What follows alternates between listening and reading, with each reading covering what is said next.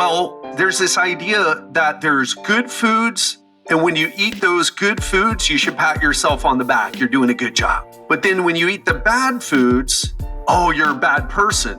And if you have this, if you say this stuff to yourself, what ends up happening is that you start to have these disordered eating patterns and you feel bad about yourself. You have decreased self-esteem because if you're eating bad foods and eating things that are bad for yourself, you must be bad. Welcome to the Legendary Life Podcast, where it's all about taking control of your health, losing fat, transforming your body, and living the life you deserve with celebrity fitness trainer and longevity enthusiast, Ted Rice. Do you use shame to motivate yourself to become more healthy? For example, do you say negative things about your body? Do you call yourself fat or flabby or something else in the hopes that it's going to motivate you to change? When you don't exercise as much as you should, do you call yourself lazy or other names? Do you deride yourself when you eat the quote unquote bad foods instead of eating the quote unquote good foods? And most importantly, you're doing these things, but it's not leading to the results that you want. Well, we're going to dive into this topic today. The title of this episode is Unlock Your Potential: How to Motivate Yourself Without the Negative Self-Talk. So if that's something you're interested in, if you want better results than what you're getting from self-shaming, this episode is going to be something that you want to listen to. What is up, my friend? Welcome to the Legendary Life Podcast. I'm your host, health expert, and coach to entrepreneur. I'm your host, Ted Rice, health expert and coach to founders, entrepreneurs, and other high-performing professionals. And we produce this podcast for two reasons. One is I don't want you to suffer like I did when I first got into this business and first started working on my health. I've been in this business for 24 years, and it's my passion and purpose to help you achieve the highest levels of health so that your next years become your best years. And the second reason is some of you are going to want the fast track of success when it comes to getting to the next level with your health, your fitness, your body. And I want you to think about me if you're looking for someone to guide you through that process. So let's get into today's topic. I'm really excited about this, and I want to tell you why I'm excited about it.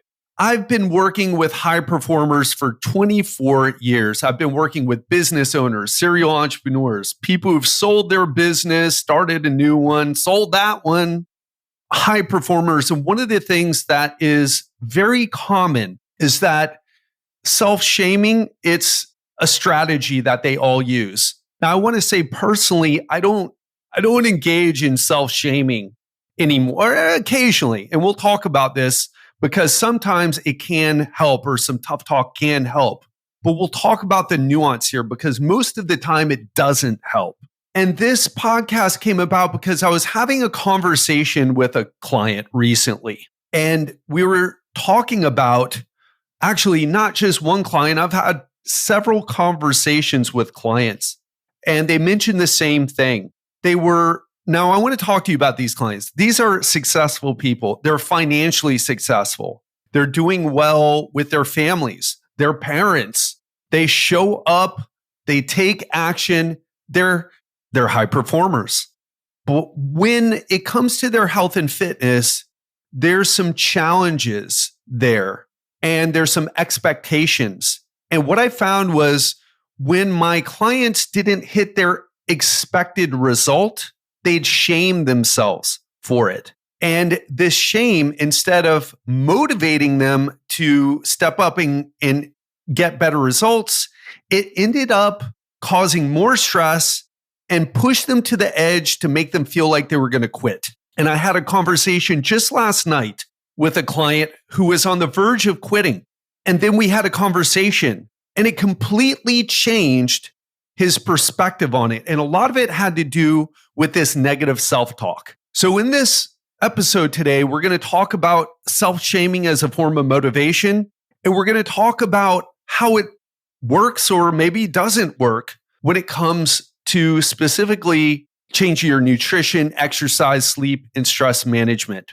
So let's talk about shaming in nutrition. What we know is this. Studies have been published, and in fact, one from the Journal of Health Psychology that found a link between self-criticism around food choices and disordered eating behaviors, as well as decreased self-esteem. Now, what does that look like in English? Well, there's this idea that there's good foods, and when you eat those good foods, you should pat yourself on the back. You're doing a good job. But then when you eat the bad foods, oh, you're a bad person. And if you have this, if you say this stuff to yourself, what ends up happening is that you start to have these disordered eating patterns and you feel bad about yourself. You have decreased self-esteem because if you're eating bad foods and eating things that are bad for yourself, you must be bad. That's the line of thinking. And I used to have a little bit of this. I would never eat at a place. Now, this was in my 20s. I'm 46 now, just in case you're unaware. But in my 20s, I would only eat in restaurants where I could order organic food or super clean food. And I would order a lot of my food online. I wanted grass-fed butter. I wanted to drink raw milk and eat raw milk cheese. And I would spend all my money not at Whole Foods because there wasn't even a Whole Foods in Miami Beach at the time. That's where I was living and working as a personal trainer. There was something called Wild Oats. I don't know if you remember that or not, but I was eating organic food really deep into that idea that I needed to eat super clean and that I was poisoning myself with toxins from non-organic food. And every time I was just buying normal food, I was poisoning myself. And what I ended up learning was there's a word for this. You may have heard of anorexia. You may have heard also of bulimia, but there's another disordered eating or health, let's say another form of this that's really important. It's called orthorexia. And what this is, it's anxiety around your food choices. So get this, it's anxiety about being healthier. In other words, you're so obsessed with being healthier that it's causing you to be unhealthy because of the level of stress that it generates in your life. And when I see this to an extreme level, I won't even take a client who has an extreme level of orthorexia. What does that look like? I talked to a guy the other day. Actually, it was a few months ago, not the other day. But this guy, he was quite lean. He wanted to put on muscle. And when I asked him, okay, well, what are you eating? He was eating raw organ meats because his belief was that eating raw organs was the way. It's so disgusting, right? But his belief was the ultimate form of healthy eating was eating raw organ meats. I am not joking or even exaggerating, folks. And I felt bad for the guy because he seemed like a good guy. But what he really needed, in my opinion, wasn't a coach like me, because I would say, man, you got to stop eating that crap. You got to cook your food. You got to eat like a normal person. I didn't have the skills to deal with that because for me, that's orthorexia and it's at quite an extreme level. And he was kind of starving himself in a way. That's what I felt. I was like, I can't help this guy. I said, hey, I think you're doing a great job. I don't know what to tell you. I didn't know him well enough to give him the hard talk. So anyway, those are some examples of how disordered eating behaviors can come about. More of what I end up dealing with is what I talked about before, is people have this idea like, oh, I ate at McDonald's. Oh, I didn't, I ate a pastry. I ate dessert. I ate ice cream. I ate pizza. I ate a burger. And what I want to tell you is this. This is something I learned. Number one, you can get lean. You can be at your desired level of leanness. You can be healthy and still eat those foods sometimes. It's not that big of a deal. Now, if you're eating ice cream, burgers, pizza every day, probably not a great idea. But even some of these carnivore people, they believe that the ultimate way of healthy eating is eating ribeye steaks cooked in butter.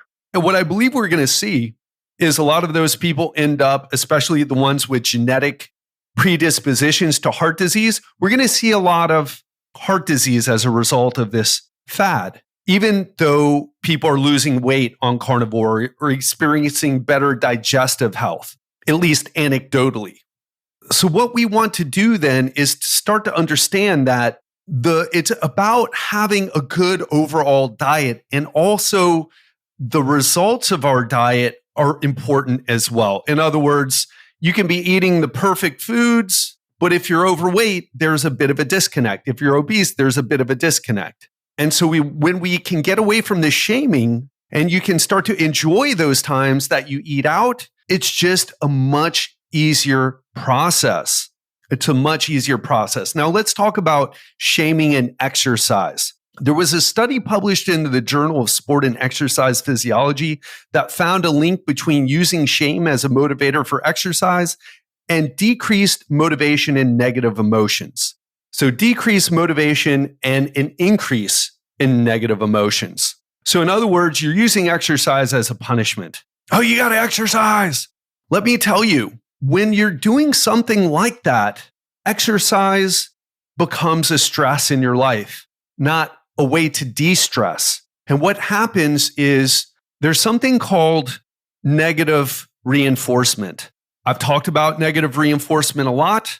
And the best example of negative reinforcement, or the most common example, is whenever you get into your car manufacturers have figured out, hey, how do we get people to wear their seatbelt more? Well, what we're going to do is we're going to create this negative, we're going to create this dinging, this annoying dinging until people buckle their seatbelt.